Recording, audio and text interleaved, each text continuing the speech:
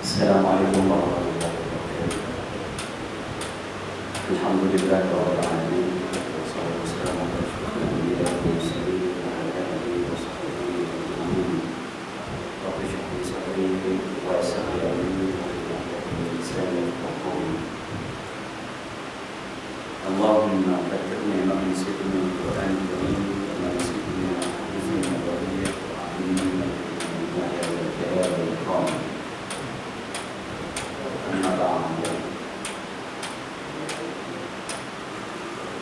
Dan Imam Wabila Ijazah Puasa dan Tugas yang kasih sekalian. Alhamdulillah, syukur yang tidak tingginya kita panjatkan kepada Allah Subhanahu Wa Taala di atas limpah kurnia yang lebih banyak yang menjadi berkat kita. Salawat dan salam atas junjungan besar Muhammad Sallallahu Alaihi Wasallam, ahli keluarga baginda, para sahabat serta orang-orang yang mengikuti mereka sampai akhir zaman. Dan perempuan muslimah yang dikasih sekalian, saya teringat tumpah pada Jumaat lepas dibacakan oleh Sahabat Fadilah Tuan Qadhi di Masjid Melaka Jipong. Ada 8 ciri hati yang sakit, hati yang keras. Yang kelima ialah tidak mesra dengan masjid, tidak mesra dengan majlis ilmu. Hati kita keras, hati kita sakit sebenarnya. Kerana apa, tuan-tuan dan puan? Masjid ini adalah klinik untuk perawatan hati. Bahkan masjid ini adalah dapur untuk kita beri makan hati kita itu, bagi dia sihat. Makanan-makanannya adalah zikir, baca Quran, sembahyang, majlis ilmu. Itu semua makanan-makanan hati, ataupun makanan roh, ataupun makanan rohani. Dan hati-hati kita itu boleh jadi sakit kerana tidak cukup vitamin, proteinnya, kalsiumnya. Perlu dirawat. Dirawat di mana, tuan-tuan dan puan? Bukan di pasar, bukan tempat TV, bukan majlis-majlis hiburan yang meladaikan. Dirawat di masjid. Sebab itu, tuan-tuan dan puan, saya biasa menyarankan, mensyurkan kepada masjid-masjid, buatlah program-program yang mesra masyarakat. Mulai daripada budak-budaknya, kanak-kanaknya, remajanya, belianya, sehinggalah ke orang dewasa, sehinggalah ke orang tua.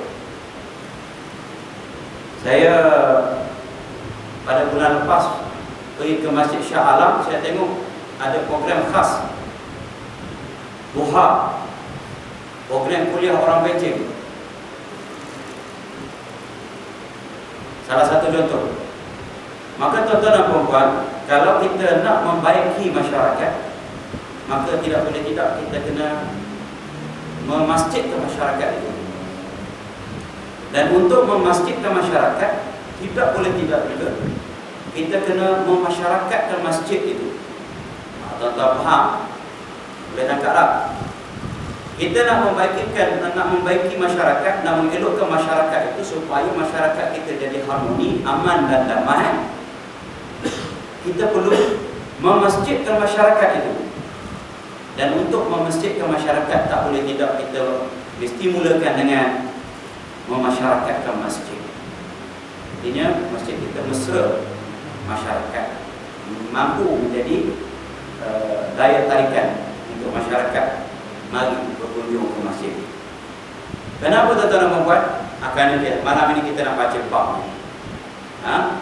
Kitab Penawar Bagi Hati. Di masjid, klinik kita kata, bahkan dapur kepada hati kita, kepada roh kita, kepada rohani kita. Maka nak membaikkan masyarakat, tak boleh tidak kena baiki hati mereka. Bukan kita sibuk kepada yang zahir-zahir saja.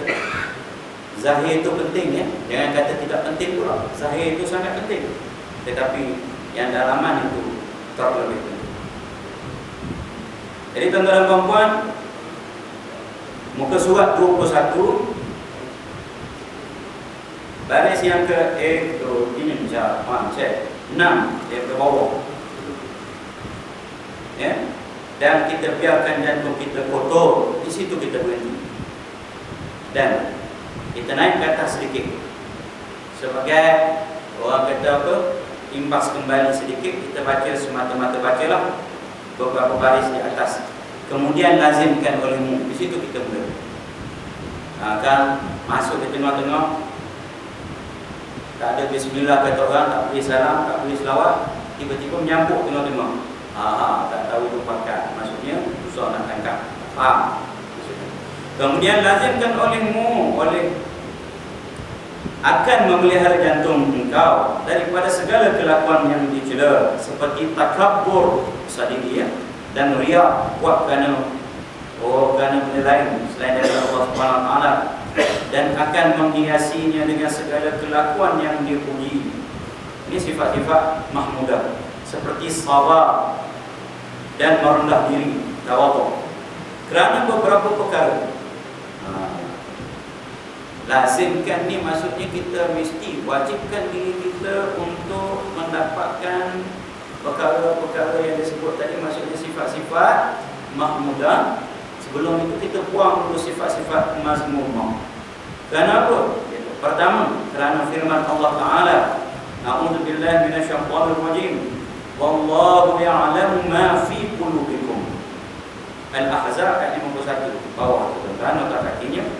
Artinya, dan Allah Ta'ala mengetahui akan barang yang di dalam jantung kamu, maksudnya hati kamu. Maka hendaklah kita takut daripada mengetahui oleh Allah Ta'ala pada jantung kita akan kejahatan. Tuan-tuan dan puan, itu sebab yang pertama. Dan yang kedua, kerana sabda Nabi SAW, Inna Allah Ta'ala la yanzuru ila suwarikum wa absyarikum wa innama yanzuru ila qulubikum. Riwayat Imam Muslim daripada Abu Hurairah Abdul Rahman bin Sakhar Ad-Dawsi radhiyallahu anhuma. Masuk doa pada Imam Muslim. Artinya bahawasanya Allah Ta'ala tiada menilik ia kepada segala rupa kamu dan segala badan kamu. Menilik maksudnya Allah SWT tak lihat kepada rupa lahiriah kita, zahir fizikal kita, dan hanya senya menilik ia kepada segala jantung kamu, maksudnya hati. Maka jantung itu tempat tilik Allah Subhanahu Wa Taala. Maka tiada patut bagi kita menghiasi muka kita yang ia tempat tilik manusia, dan kita biarkan jantung kita kotor. Maksudnya apa? Kalau kita tidak sibuk nak bersihkan dalaman kita, hati kita, mari ke masjid, itu asyik tu bela muka kita. Mula dengan kiu putih, mula dengan ubat jerawat, ubat jeragat, apa lagi nak bagi licin, nak bagi comel, nak bagi debu, nak bagi putih. Tanpa kita buat rawatan dalaman hati ni, tu tak boleh. Dia kata, tak patut. Kita biarkan jantung kita kotor, berlumur dengan segala sifat kecelaan yang ia tempat tilik bagi Tuhan kita. Ini tuan-tuan dan puan, jangan salah faham pula. Bukan kita tak bagi jaga muka kita itu, kena jaga. Fizikal kita pun kena jaga juga. Kita kata fizikal itu pun penting. Kalau fizikal kita tak betul, bosak, fizikal kita sakit, macam mana kita nak buat pembersihan dalaman? Nak mari masjid, sakit betul. Nak mari masjid, tak boleh kena angin ni Ya, nak mari masjid, dia kata tunggu benceng. Lepas benceng tu mari jumpa saya. Dia kata tak boleh ustaz, mari masjid masih ada lagi. Pasal apa saya kata? Tak boleh kena angin kipas. Kena angin kipas, batuk tak berhenti. Sudah. Tuan-tuan dan puan-puan, itu penting juga kita jaga tak? Ni yang zahir tu. Bahkan sayugia bagi yang berakal, sepatutnya bagi yang berakal membersihkan jantungnya dan menghiasinya lebih bersangatan daripada membersihkan dan menghiasi mukanya. Dia kata apa tuan-tuan dan puan-puan? Sayubianya yang berakar. Kalau hanya membersihkan muka dia saja, jaga muka saja, tak jaga hati, dia kata, apa mafhum mukhalafahnya? Mafhum mukhalafah, faham di sebaliknya. Faham di sebaliknya yang tak berakal. Dia kata, sayubia bagi yang berakal, membersihkan jantungnya dan menghiasinya lebih bersangatan daripada membersihkan dan menghiasi mukanya. Sepatutnya yang berakal, dia pentingkan hati dia lebih daripada muka dia. Tapi dia lebihkan muka dia. Apa mafhum mukhalafahnya? Pengarang ni nak beritahu bahasa lembutnya, bahasa di sebalik, makna di sebalik dia. Kurang akal lah. Pasal apa tuan-tuan dan puan-puan? Bukan hak muka ni nak bawa jumpa Allah SWT ni. Tubuh badan kita ni makan ulang neraka, masuk dalam kubur kan? Jadi makanan ulang lah. Saya tengok ada kata-kata hikmah yang popular di zaman saya sekolah tu, tahun 80-an tu. Dia tulis dalam buku-buku. Dia kata, apalah nak dibanggakan dengan wajah yang cantik itu, kerana di sebaliknya ada tengkorak yang mengerikan. Tu tuan-tuan hakikat sebenarnya. Balik tu apa dia? Tengkorak. Esok semua jadi makanan ulat belaka. Tapi hak tu lah weh. Sampai lincah-lincah. Hak lelaki pun jadi macam perempuan. Saya pun pelik lah tengok macam mana boleh zaman-zaman sekarang ni orang minat. Zaman cakap tak, kalau ada siapa minat sini, K-pop, artis Rusia, artis Korea tu, mana boleh minat. Muka macam perempuan, licin, tak ada surat, bulu apa semua, solid dan sebagainya. Anak-anak kita, hak maju-maju minat sangat. Saya terima. Kita tengok pun, macam mana boleh minat? Lelaki tu meco dia tengok lelaki. Lagi banyak parut. Saya beritahu anak murid saya, kata lagi banyak parut, lagi bagus. Meco. Maksudnya, itu yang lebih makan itu. Parut-parut berbangga tu, itu hak lain. Ni nak beritahu ni orang lelaki ni biar dia ganas-ganas tak apa. Main hujan, main rumput, cik-cik ni, biar. Ini anak-anak kita hujan sikit, naik, demam ke? Memanglah demam budak tu. Zaman-zaman saya dulu golek atas rumput, atas laman. Bila hujan bagi, rahmat turun. Bermain dengan rahmat. Dia turun tali air, payung mana, tanduk api belaka. Barulah tahan asap. Saya baca dalam, ini fizikal sikit ya, fizikal sikit. Saya baca dalam NST. Dia kata, ketahanan imuniti seseorang bila dia dewasa sebenarnya bergantung kepada masa dia kecil. Kalau dia rasa, dia akan tahan. Kita naik motor sejam, 2 jam, 2 jam dalam hujan, tak pakai baju hujan, tak demam lagi, insya-Allah. 40 pun. Pasal apa? Pasal zaman sekarang ni tak boleh. Motor sikit tak boleh, turun sikit pun, turun naik belakang. Akhir-akhir sekali anak-anak kita duk main game. Habis rosak mata, rosak otak dia, rosak jiwa dia. Pasal apa? Main ganas-ganas. Dalam game tu sepok gajah, pancung dengan pedang, tembok sepai kepala, semua otak, darah tepek dekat dinding. Sekali dia tembok. Macam mana tu tuan-tuan dan puan-puan kejiwaan dia tu?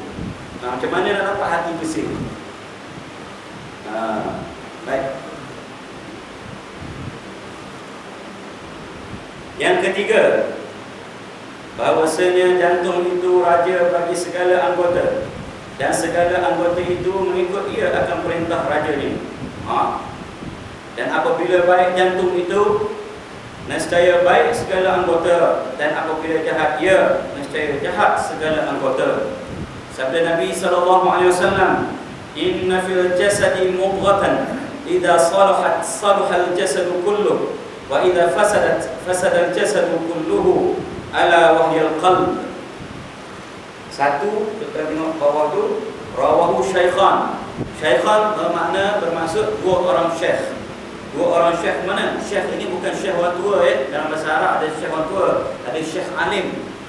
Syekh ini adalah syekh alim, artinya dua orang yang alim. Dalam apa? Dalam ilmu hadis, periwayatan hadis. Merujuk kepada siapa? Disebut dua orang syekh ni. Merujuk kepada Imam Muhammad bin Ismail Al-Bukhari dan Imam Muslim Ibn Hajjaj An-Naisaburi. Dan hadis ini kalau disetujui oleh dua orang ulama besar dalam ilmu hadis ni, maka hadis ini biasa disebut muttafaqun alaih. Ya. An Nu'man bin Bashir radhiyallahu anhuma. Baik. Artinya bahwasanya ada di dalam taubat itu, dalam taubat pula dalam tubuh. Baca molek-molek kita baca laju-laju kan jadi taubat pula. Jadi naik tahu kat situ dah. Bahwasanya ada di dalam tubuh itu sepotong daging. Apabila baik ia, nescaya baik oleh tubuh itu semuanya. Dan apabila binasa ia, nescaya binasa oleh tubuh itu semuanya. Jaga-jaga, dan iaitu jantung. Jantung maksudnya hati. Hati apa yang kita maksudkan? Roh kita, jiwa kita, rohani kita. Itu maksudnya. Ya. Kalau maksud zahirnya, jantung kita lah. Kalau baik jantung itu insyaAllah baik. Kalau tak baik jantung kan macam-macam bermasalah. Pasal dari situ pam jantung, pam darah. Dan itu ada kaitannya. Bila bermasalah jantung tu, berhenti degupan jantung tu, habislah nafas kita.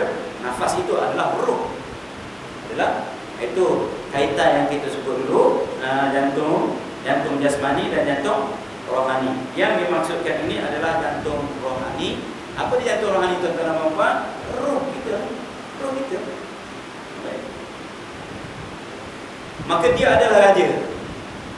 Baik raja, baiklah segala-galanya insya-Allah tubuh badan kita. Dia ikut dia perintah hati kita.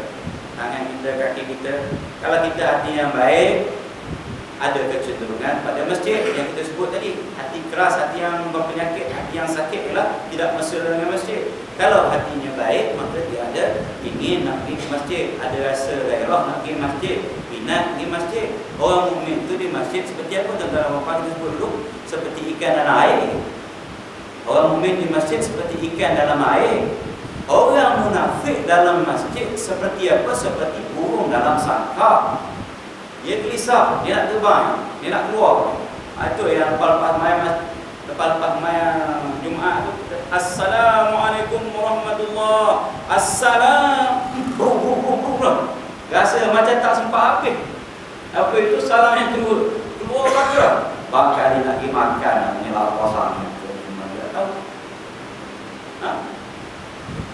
Pengurusi tu pasal sebut, tunggu.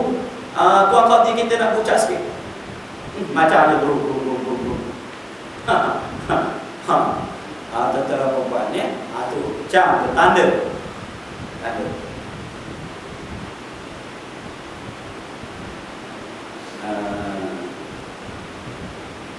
Ini sebenarnya lah,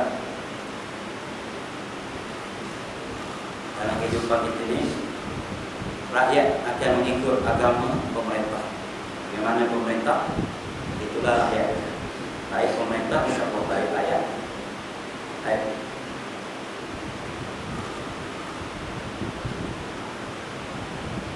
Dan apabila baik jantung itu sebab bagi baik segala anggota, nescaya wajib atas kita bersungguh-sungguh pada membaikinya dan memeliharanya daripada segala kebinasaan. Tuan-tuan dan puan, kita dah baca bab-bab sebelum ni, ada 7 bab menjaga anggota zahir. Wajib kita kena jaga, kita kena bagi baik, taat patuh pada Allah SWT. Cara nak bagi taat patuh anggota-anggota tu macam mana? Baikkan raja dia. Sebab itu dia kata apa? Wajib kita cara pada raja ni. Bersihkan, hiaskan, dan insya-Allah kita akan dapat hasilnya melalui apa yang disebut oleh Al-Imam Al-Ghazali, tahalli, tajalli. Takhalli, buang mak yang kotor-kotor. Tahalli, ambil yang bersih-bersih, yang macam-macam itu, hias. Baru dah dapat hasilnya.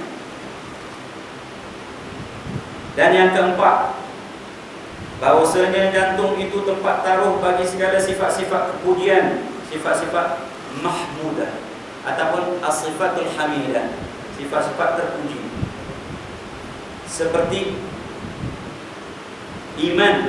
Ini maksudnya sifat-sifat kepujian, maksudnya yang baik-baik.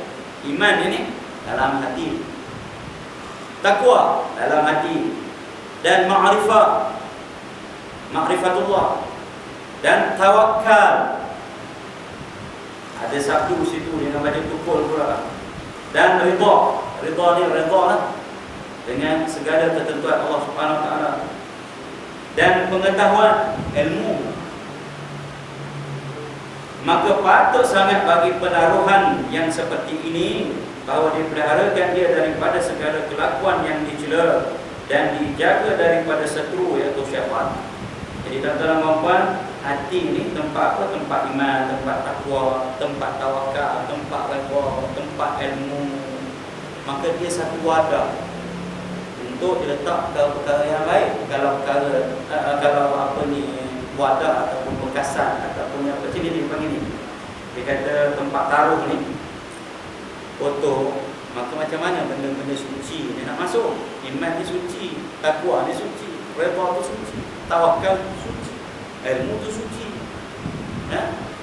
Sebab itu apabila Imam Syafi'i rahimahullah taala mengadu kepada tuan guru di Imam Waqi', syakautu ila waqi'in an su'il hifzi fa arsyadani ila tarkil ma'asi wa akhbarani bi anna al-'ilma nurun wa nurullah la yuhda lil 'asi. Aku mengadu kepada Imam Waqi', Imam dia, tu guru Imam Syafi'i rahimahullah taala, Imam Waqi'. Ya. Mengadu apa? Su'a hifzi, susah nak hafal. Imam Syafi'i ni dia photographic memory. Dia macam photostat. Lalu je lekat. Tentara membuat pasal dia tutup sebelah ni, dia ngafal, takut masuk pula. Dia ngafal satu malam di sebuah kitab. Tutup ni, dia baca, tutup ni, takut masuk box pula. Baca dia masuk. Itu pun mengadu lagi pada Imam Waqi', dia kata susah nak ngafal. Fa arsyadani ila tarkil ma'asi. Maka Imam Waqi' kata tinggalkan maksiat. Dan dia memberitahu bahawa ilmu itu adalah cahaya, dan cahaya Allah tidak diberikan kepada orang yang melakukan maksiat. Pasal apa tuan-tuan? Kotor, hati kotor. Sekali kita buat maksiat satu titik hitam, sekali buat maksiat satu titik hitam. Dan titik-titik itu berpilih-pilih, bertampak-tampak, lama-lama tebal, lama-lama hitam, lama-lama gelap, lama-lama sakit. Dia betul lama-lama dia mati. Jam. Bila mati kan, jam. Tak boleh masuk ke rumah sakit. Dia panggil qalbun mayyit. Ada qalbun marid, hati yang sakit. Ada qalbun mayyit, hati yang mati. Dan ada qalbun salim. Qalbun salim ni yang kita nak bertemu dengan Allah Subhanahu Wa Taala.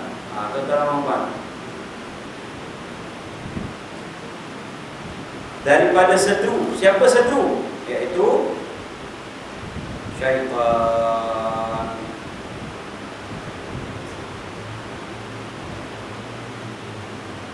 Dan yang kelima, bahawasanya jantung itu tempat ilham daripada malaikat dan tempat was-was bagi syaitan.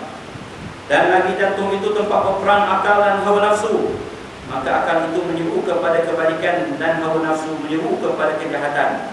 Maka sayur dia bahawa tiada dilalaikan daripadanya. Kenapa kita kena jaga, kita kena usaha sungguh-sungguh mujahadah untuk membaiki, membersihkan hati kita ni. Yang kelima dia kata jantung tempat ilham para malaikat dan juga tempat was-was bagi syaitan. Tuan-tuan perempuan, dalam hati kita ni macam ada dua bilik. Maka bilik dua-dua tu kita kena isi dengan para malaikat batu. Maksudnya apa? Maksudnya dengan perkara-perkara yang baik, bilik zikir, tasbih, amal ibadat, majlis ilmu ini isi supaya dia tak diisi oleh syaitan. Kalau tak diisi bilik itu, maka syaitan akan masuk. Syaitan akan masuk. Selama-lamanya dia akan ada di situ, di hati kita. Imam Al-Ghazali ada menyebut dalam kitab Mutasyafatul Qulub, dia kata innal qalb al-khali anil hawa la yadkhuluhu syaitan. Wa lidzalika qala Allah Ta'ala inna ibadaka laysa laka alaihim sultan. Al-Isra ayat 65. Hati yang kosong daripada nafsu yang jahat itu tidak dimasuki oleh syaitan. Kerana Allah SWT bersabda, sesungguhnya hamba-hambaku tidak ada kekuasaan bagi kamu nak hasut, nak sesatkan. Allah SWT sebut pada syaitan, hamba-hamba. Maksudnya hamba dia apa? Hamba yang membersihkan hati dia daripada sifat mazmumah, daripada syirik. Maka syaitan tak boleh nak kawal, ya. Inna ibadi laisa laka alaihim sultan. Tak ada sultan, tak ada kekuatan, tak ada penguasaan pada hamba-hamba yang sentiasa mujahadah, yang membersihkan hati.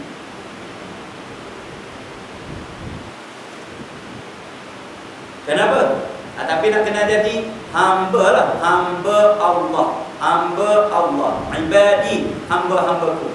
Bukannya hamba apa? Hamba nafsu. Ada orang kalau hamba nafsu, dijadikan apa? Nafsu itu sebagai Tuhan. Ya? Allah SWT sebut, ara'aita man ittakhadha ilahahu hawa. Tidakkah kau lihat orang yang mengambil hawa nafsu itu sebagai Tuhan? Al-Furqan ayat 43.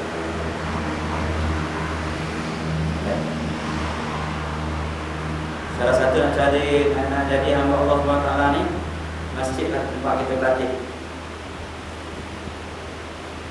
Tambahan lagi, bahawasanya kesalahan jantung itu lebih besar, sekurang-kurangnya keras ia tiada menerima pengajaran, dan kesungguhannya kufur.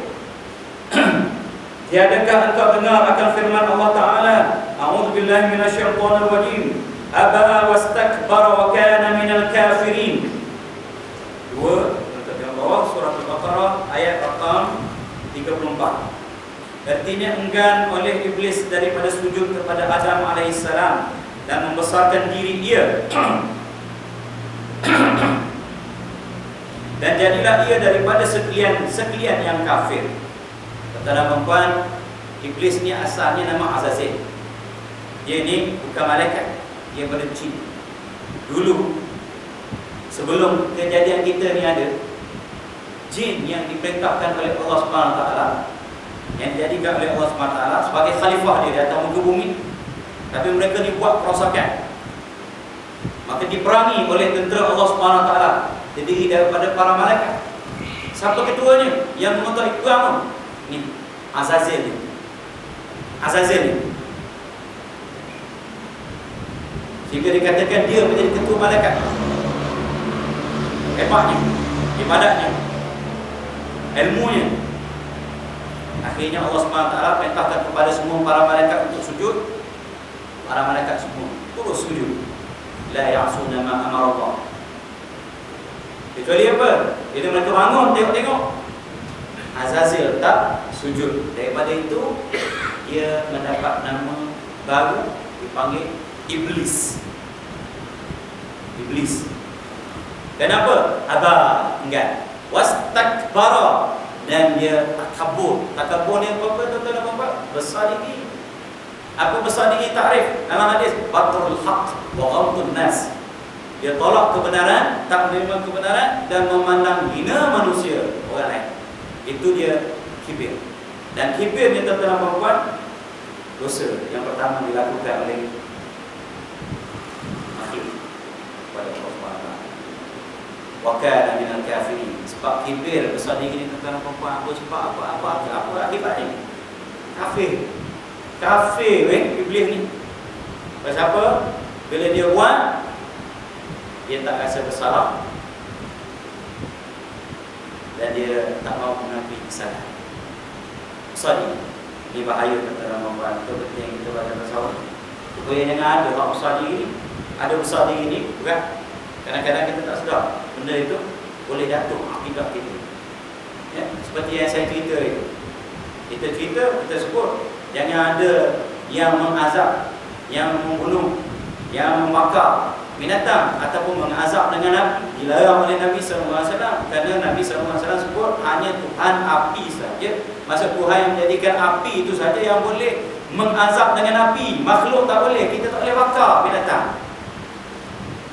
Ya.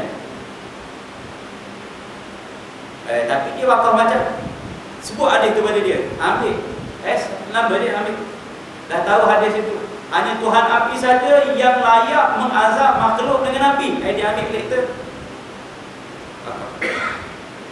Apa maksudnya tuan-tuan dan puan? Sama, tak kabur. Dia tak kabur. Sama seolah-olah kalau Tuhan api pun boleh mengazab dengan api, aku pun apa kurangnya? Boleh. Tuan-tuan dan puan nampak tak? Ini wakana minal kafirin.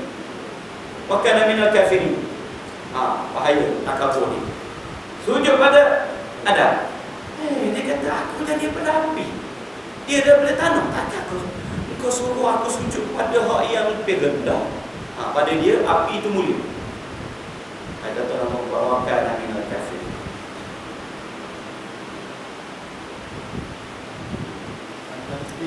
Patah gigi dia. Dia itu sini.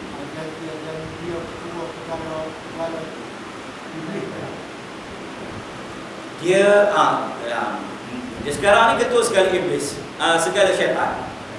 Dia ketuanya, dia buat besar sekali. Wal-iyadzu billah. Ya, ya.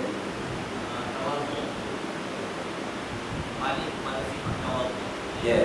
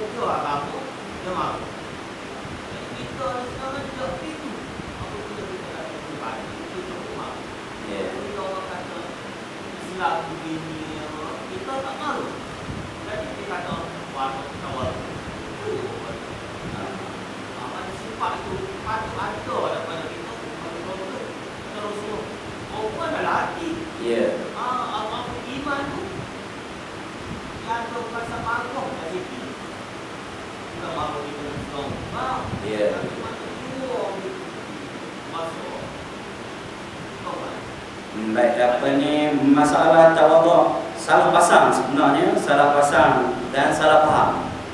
Banyak dalam masyarakat kita dia salah faham. Antara contoh dia antara tawaduk dan inferiority complex. Inferiority complex negatif, rendah diri, rasa rendah diri dan rasa terhina. Tawaduk kita berendah diri dengan arti kata tidak sombong, walaupun kita ada kekayaan ke, kekuasaan ke, keindahan ke dan sebagainya. Itu tawaduk. Dia lagi daripada iman. Hak yang inferiority complex dia mari dari perasaan yang tidak terurus. Begitu juga dengan malu, al-haya dengan khajal lain. Al-haya'u la ya'ti illa bil khair. Malu itu bagus. Itu tidak datang kali dia bawa kebaikan. Al-haya'u kulluhu khair. Tapi kalau khajal, al-haya'u fi ghairi mawqi'ihi, artinya malu tidak pada tempat, maka itu tidak bagus. Itu negatif. Tapi orang Melayu campur raka.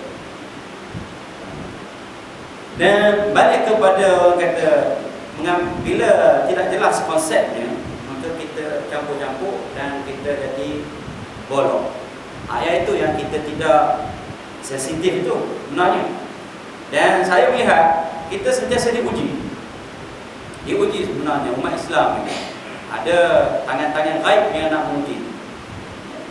Dulu kita disebutkan dengan perebutan menggunakan nama Allah Subhanahu Wa Taala. Ya, itu sebenarnya tes sahaja. Tes, dia tengok sejauh mana sensitiviti kita terhadap isu itu. Allah ni sesuatu yang paling mulia sekali dalam hati orang Islam Indonesia ni. Dia tengok. Ya. Yang kedua, program pegang anjing. Dia tengok kita cool ya, tawaduk, tasamuh dan sebagainya, maka tak lama lagi dia akan buat pula program pegang babi. Ya. Kemudian dia buat pula program konsep K-pop. Anak-anak kita pun berpeluk-pelukan di atas pentas. Dia nak tengok sejauh mana sensitiviti kita. Dia masalahnya kalau beragama kita masih lagi orang kata cool, maka tangan-tangan gaib musuh-musuh Islam ini dia akan ambil kesempatan. Jadi ambil dari perspektif, tolak daripada kefahaman yang sebenar. Zuhud, apa itu zuhud? Ya, sebenar. Apa itu uzlah? Apa itu hijrah? Itu perlu kupasan. Supaya apa? Supaya kita tidak jadi salah faham. Ya, orang Islam ini orang yang dihormati. Ada sistem zakatnya, ada sistemnya. Kalau di negara Islam, tuan-tuan dan puan, betul-betulnya bila orang Islam lalu, orang tidak Islam kena ke tepi. Ni, dan mereka dipakaikan dengan pakaian khas supaya dikenali. Tak boleh serupa dengan kita. Ini hak kita. Tapi kalau kita di zaman sekarang ni, kita tidak ada yang betul-betul 100%, kita dalam keadaan yang lemah, macam mana orang Islam nak tepi?